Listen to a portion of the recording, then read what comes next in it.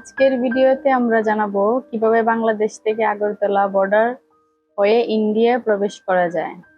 Immigration প্রক্রিয়া, প্রয়োজনীয় documents এবং কম দামে থাকার জন্য হোটেল সম্পর্কে সকল তথ্য পাবেন। চলুন শুরু করি আমরা। প্রথমেই আপনি ঢাকা বা বাংলাদেশের যে কোনো প্রান্তে থেকে বাস বা ট্রেনের মাধ্যমে আগরতলা বর্ডারের দিকে যাত্রা শুরু করবেন। ঢাকা থেকে বাসে আগরতলা পৌঁছাতে প্রায় 10 থেকে 12 ঘন্টা সময় লাগে। বাস ও ট্রেন ভ্রমণের দৃশ্য আমরা দেখাবো। আপনার যাত্রার সময় বাস সার্ভিসের মধ্যে রয়েছে এসআরটিসি, শ্যামলী পরিবহন এবং আরো অন্যান্য স্থানীয় বাস সার্ভিস। টিকিট সংগ্রহ করার সময় কিছু পূর্ব পরিকল্পনা করে রাখুন, কারণ কখনো কখনো টিকিট পাওয়া কঠিন হতে পারে।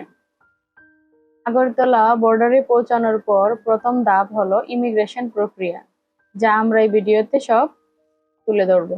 এখানে যেসব ডকুমেন্ট আপনাদের সাথে থাকা প্রয়োজন তা আমরা বলে দিব। অবশ্যই আপনার পাসপোর্ট সাথে রাখতে হবে। পাসপোর্টের মেয়াদ কমপক্ষে 6 মাস থাকতে হবে। আগেই ইন্ডিয়ার হাই কমিশন থেকে ভিসা সংগ্রহ করতে হবে। বর্ডারে ইমিগ্রেশন অফিসে ফর্ম পূরণ করতে হবে। তারপর যেমন আপনার টিকিট, হোটেল বুকিং ইত্যাদি। ইমিগ্রেশন অফিসার আপনার ডকুমেন্ট চেক করবেন এবং প্রয়োজনীয় প্রশ্ন করবেন। সাধারণত প্রশ্নগুলো ভ্রমণের উদ্দেশ্যেই হয়ে থাকে। অবস্থান কাল এবং থাকার স্থান সম্পর্কে হতে পারে। সঠিক তথ্য প্রদান করলে আপনার প্রবেশ অনুমোদন করা হবে।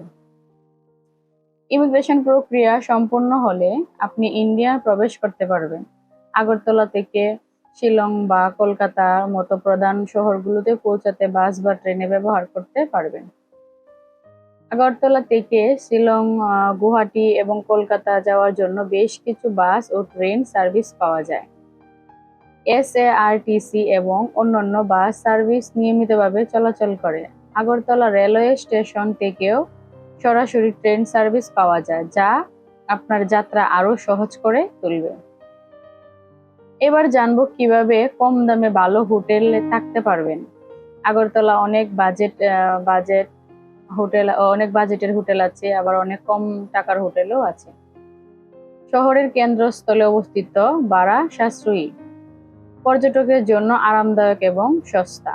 হোটেলের ভিতরের দৃশ্য বা অনেক কিছু আপনাদেরকে আমরা এই ভিডিওতে দেখাবো। অনলাইনে বুকিং প্ল্যাটফর্ম যেমন ট্রিপ অ্যাডভাইজার বা বুকিং.com থেকে এগুলির বুকিং করতে পারেন। এছাড়াও আগরতলা প্রচুর গেস্ট হাউস আছে, যেখানে আপনি সাশ্রয়ী মূল্যে থাকতে পারবেন। এছাড়াও আগরতলা বিভিন্ন এলাকার লোকাল হোটেলগুলোরও দাম খুবই সহনীয় এবং পরিষেবাও ভালো। আরো কিছু বিষয় মনে রাখতে হবে ইমিগ্রেশন প্রক্রিয়া চলাকালীন। মাঝে মাঝে স্বাস্থ্য পরীক্ষা করা হয়, তাই আপনার স্বাস্থ্য সংক্রান্ত ডকুমেন্ট সাথে রাখুন। যদিও কোনো কর প্রদান করে থাকেন, তার রসিদ সাথে রাখুন। ইন্ডিয়াতে আপনার ঠিকানা বা থাকার জায়গার ঠিকানা সঠিকভাবে উল্লেখ করুন। এই ছিল বাংলাদেশ থেকে আগরতলা বর্ডার হয়ে ইন্ডিয়ার প্রবেশের প্রক্রিয়া। সঠিক প্রস্তুতি নিলে এবং ডকুমেন্টস ঠিকঠাক রাখলে আপনার যাত্রা সহজ এবং মনোরম হবে।